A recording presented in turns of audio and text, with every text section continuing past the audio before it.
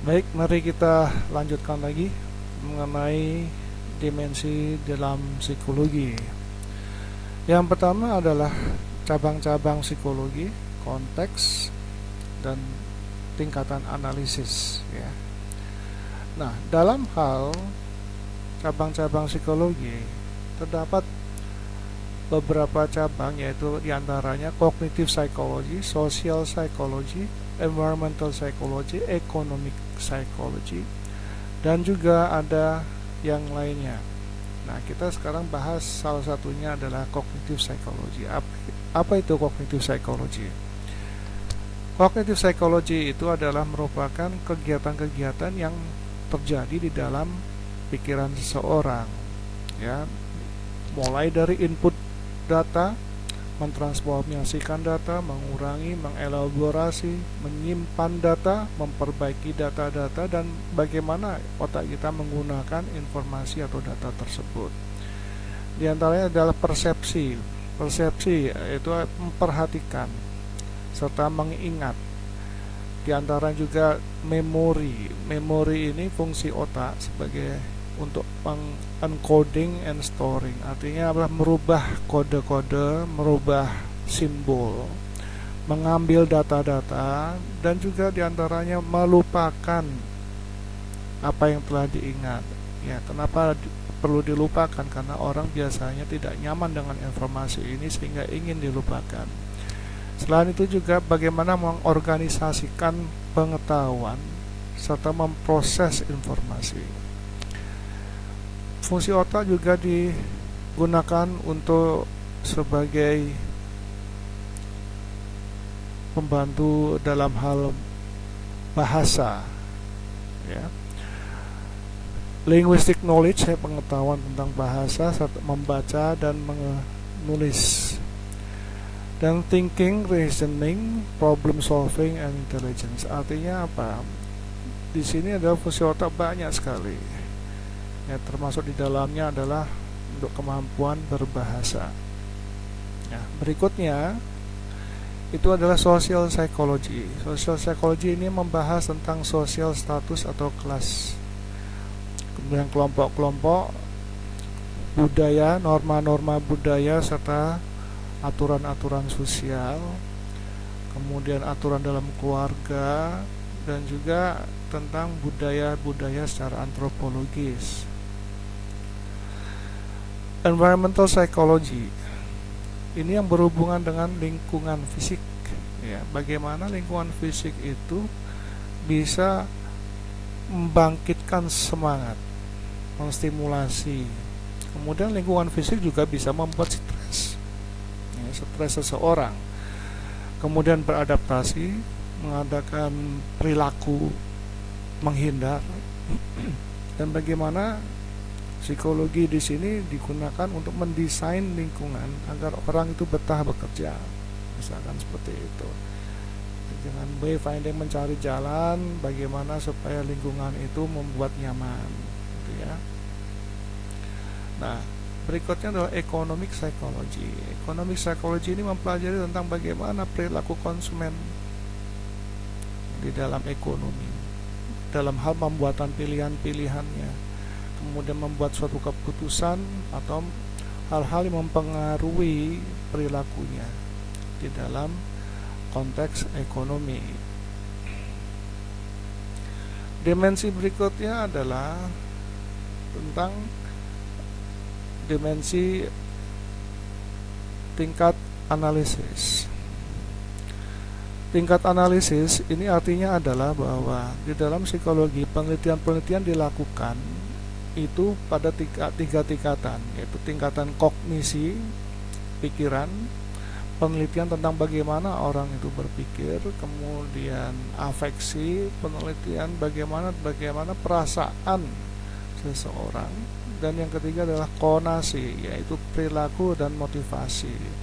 Nah, sekarang kita bicara soal kognisi. Kognisi ini termasuk apa saja? Sense and think. Ya, artinya adalah sense ini indera. Ya, semua informasi diterima oleh panca indera, masuk ke dalam otak. Nah, disitulah mulai kita diolah, diproses dengan pikiran. Ini namanya kognisi. Ya, kognisi belajar, involvement, reasoning, and intelligence ini termasuk di dalamnya. Jadi sense and thinking. Berikutnya adalah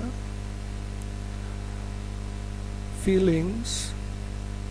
Ini ada termasuk dalam konteks atau level analisis afeksi. Level analisis afeksi itu mengukur apa? Motivasi seorang, sikap, kepribadian, emosi, mood, ya, keyakinan, dan peran-peran perasaan di dalam mempengaruhi perilaku seseorang. Berikutnya adalah konasi, yaitu perilaku atau motivasi. Nah, ini di dalamnya mempelajari apa? Bagaimana lifestyle, ya, gaya hidup, ya, itu akan mempengaruhi perilaku seseorang. Kemudian intention, keinginan, kadang-kadang keinginan melebihi kebutuhan. Nah, inilah faktornya. Ya, intention, persuasion ini adalah membujuk, ya, merayu, decision making, choice and satisfaction, kepuasan. Banyak lagi faktor-faktor yang lain yang dipelajari di sini. Nah, dalam konteks dimensi of psychology, jadi dimensi psikologi ini konteksnya. Psikologi bisa diterapkan di mana saja. Bisa diterapkan di sport psychology, ya, bagaimana psikologi itu diimplementasikan di bidang olahraga. Kemudian yang kedua, child psychology, psikologi diimplementasikan di bidang untuk mengatasi perilaku anak, misalkan, ya. Kemudian forensic psychology, bagaimana psikologi itu diaplikasikan ke dalam masalah-masalah kriminal, ya, forensik itu kriminal. Kemudian organizational psychology itu bagaimana psikologi itu diaplikasikan di dalam organisasi.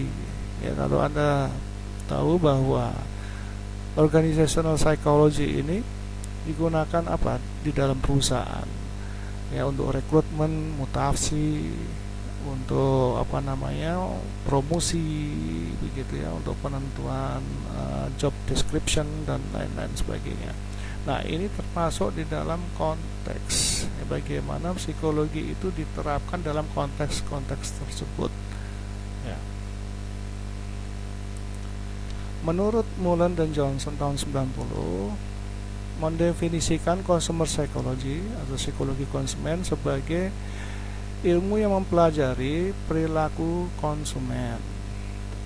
Vauxhall tahun 90 dan Goldsmith tahun 94 menekankan bahwa kognitif konsumer, pikiran konsumen, itu dasarnya adalah bagaimana kita perlu memahami perilakunya, ya, bagaimana dia memilih, ya, mengambil keputusan yang melibatkan apa? Pikiran, perasaan, dan motivasi atau kognitif, afektif, dan konatif.